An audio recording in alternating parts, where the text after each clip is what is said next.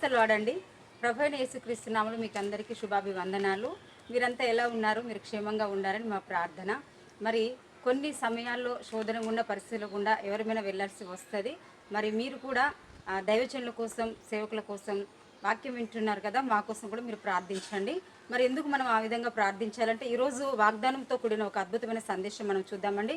ఆదికాండం 12వ అధ్యాయము 2వ వచనములో, నిన్ను గొప్ప జనముగా చేసి నిన్ను ఆశీర్వదించి నీ నామమును గొప్ప చేదును, నీవు ఆశీర్వాదముగా నుందువు, నిన్ను ఆశీర్వదించు వారిని ఆశీర్వదించదను, నిన్ను దూషించు వారిని శపించదను, భూమి యొక్క సమస్త వంశములు నీ యందు ఆశీర్వదించబడును అబ్రహాముతో అనగా. ఆమేన్, హల్లెలూయా. మరి అబ్రహామును గూర్చి మాట్లాడడం ఎంతో సంతోషం అండి. ఎందుకంటే విశ్వాసులకు తండ్రి ఉంటున్నారు. అనేక పరీక్షల గుండా వెళ్ళినప్పటికీ మనకు విజయం వస్తుంది.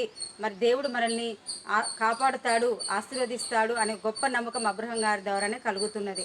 ఈరోజు అబ్రహాం గురించి మాట్లాడినట్లయితే దేవుడు తెలియజేస్తూ నిన్ను గొప్ప జనంగా చేస్తానని చెప్తున్నాడు.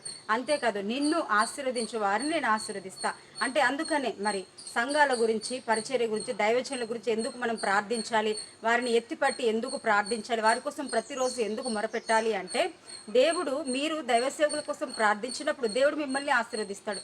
నిన్ను ఆశీర్వదించు వారిని నేను ఆశీర్వదించేదను, నిన్ను గొప్ప జనముగా చేసేదను. నీవు చూడండి, మరొకసారి చూద్దాము. నిన్ను గొప్ప జనముగా చేసి నిన్ను ఆశీర్వదించి నీ నామమును గొప్ప చేదు, నీవు ఆశీర్వాదముగా ఉంటావు. శాపం ఎంత మాత్రం ఉండదని దాని అర్థం. నిన్ను ఆశీర్వదించు వారిని ఆశీర్వదించి, నిన్ను దూషించు వారిని శపించదును, భూమి యొక్క సమస్త వంశములు నీ యందు ఆశీర్వదించబడిన అబ్రహాంతో చెప్పారు. అది ఇప్పటి వరకు నెరవేరుస్తున్నారు. మరి తండ్రి చూడండి, తండ్రి ఎంతగా దీవిస్తున్నాడంటే 2000 సంవత్సరాల కంటే ముందు నుండి కూడా అబ్రహాము గారి ద్వారా, అతని వంశం ద్వారా మనమంతా కూడా ఈ రోజు వరకు దీవించబడుతున్నామంటే ఖచ్చితమైన వాగ్దానం అబ్రహాం విషయంలో నెరవేరింది. ఈరోజు నీ విషయంలో కూడా ఖచ్చితంగా నిన్ను ఆశీర్వదించి నీ యొక్క జనాంగాన్ని, నీ యొక్క వంశాన్ని దేవుడు గొప్ప చేయునుగాక, ఆశీర్వదించునుగాక. అలాంటి దీవెన మనకందరికి కలుగునుగా. అబ్రహాము యొక్క వంశము మనమని చెప్పుకోవడానికి గల కారణం, విశ్వాసములో మనం బ్రతకాలి, ప్రార్థనా జీవితం కలిగి ఉండాలి, ఇతరులకు సహాయం చేసే వారిగా ఉండాలి. ఒక నమ్మకం ఏంటంటే, నేను ఖచ్చితంగా దీవించబడతాను అనే నమ్మకం ఉన్నవారే అబ్రహాము సంతతిగా పిలువబడతారు. లేనిలో మన అబ్రహాము సంతతిగా పిలువబడ్డా కూడా మనకి ఎలాంటి దీవెన రాదు. కానీ మనం ఖచ్చితంగా దీవించబడాలి అంటే మాత్రం అబ్రహాముకున్న విశ్వాసం, అబ్రహాముకున్న వాగ్దానం మనం కూడా కలిగి ఉండాలి. అలాంటి కృపా భాగ్యం దేవుడు మనకందరికీ అనుగ్రహించును గాక.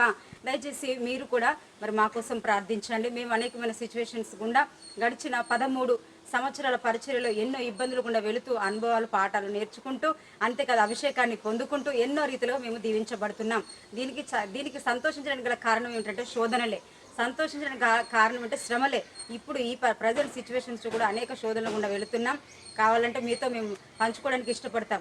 అయితే ప్రార్థించండి, దైవజనులను దీవించి ప్రార్థించండి. ముఖ్యంగా మమ్మల్ని కూడా దీవించి ప్రార్థించండి. మిమ్మల్ని దేవుడు దీవించి ఆశీర్వదించును గాక. ఆమేన్. ప్రార్థన చేసుకుందామండి. మహోన్నతుడ, సర్వశక్తి గల ప్రభువా, విద్యకల సమయంలో వీళ్ళందరినీ కూడా ఆశీర్వదించండి, దీవించండి.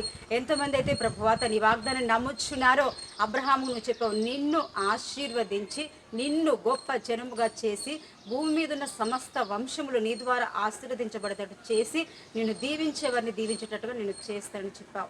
మాట ఇచ్చిన దేవుడు, నువ్వు మారలేదు. అబ్రహాం విషయంలో ఎన్నో మేలు చేస్తావు. అదేవిధంగా ఈరోజు శుభకార్యంలో ప్రారంభించుకున్న బిడ్డలు దీవించి ప్రయాణాలు చేసిన ప్రయాణం ఏ ప్రయాణమైనా దీవెనకరంగా మార్చండి. అంతేకాదు ప్రభువా, తన వివాహాల విషయంలో, గర్భఫల విషయంలో, తన ఇదిగో ప్రభు డెలివరీ విషయంలో మీరు కార్యం చేయండి. ముఖ్యంగా హాస్పిటల్లో ఉన్నవారు మనం చక్కగా స్వస్థ పొందుకొని డిశ్చార్జ్ అవ్వాలి. ఇంకా ఎన్నో విషయాల కృప తోడుగా ఉంచండి. ఈరోజు బర్త్డేస్ జరుపుకున్న బిడ్డల్ని, ఆయా పుట్టినరోజు విషయంలో ఇంకా సంతోషం రెట్టింపు చేయండి. మ్యారేజ్ డే జరుపుకున్న కుటుంబాన్ని, వారి కుటుంబాలు ఏ లోపమున్న తీసివేసి సమృద్ధితో నింపండి. అబ్రహాము వలె ప్రతి ఒక్కరిని ఆశీర్వదించండి, దీవించండి. మేము దీవిస్తున్నాం ప్రభువా, మీరు దీవించండి. వారు మమ్మల్ని దీవిస్తున్నారు తండ్రి, వారిని ఇంకెక్కువగా దీవించి ఆశీర్వించు. మీ దినంతో మమ్మల్ని అందరినీ నింపి నడిపించి కృపతో నింపమని యేసు నామములో ప్రార్థిస్తున్నాము తండ్రి. ఆమేన్.